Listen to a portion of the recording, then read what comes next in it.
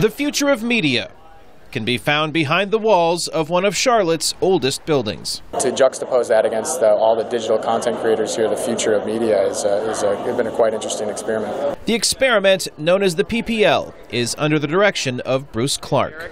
Chris and Eric. He calls it an alternative newsroom of sorts for the kind of media that either can't afford or can't get into traditional media spaces at the Democratic National Convention. The digital age has allowed us to tear down a lot of walls and provide access to folks who generally wouldn't have access to information. Those folks in this room, just a few blocks from the convention, include bloggers, Instagrammers, tweeters, and independent filmmakers like Tim Grant. I think that new media has changed convention coverage just by the scope of the coverage. The ability to tweet what you see, take a picture at any moment. It's so broad now. I mean, you can type in hashtag DNC and you're getting 100 new tweets every other minute. On the first night of the DNC, those figures were not in the hundreds, but in the tens of thousands, setting new records, according to Twitter's Adam Sharp.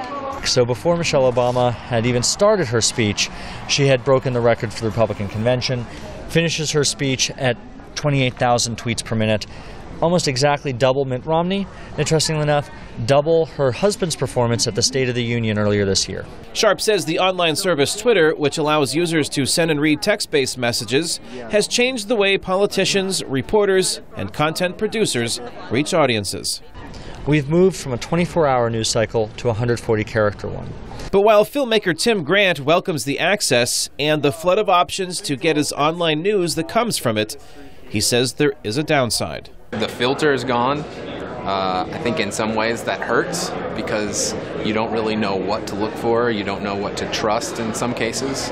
But I think that if you really wanted to find something out, you have the access now. You don't have to depend on just a handful of networks to be able to give you coverage. Networks that now have to compete with new media producers who can reach audiences at a fraction of the cost. Kane, Farabaugh, VOA News, Charlotte, North Carolina.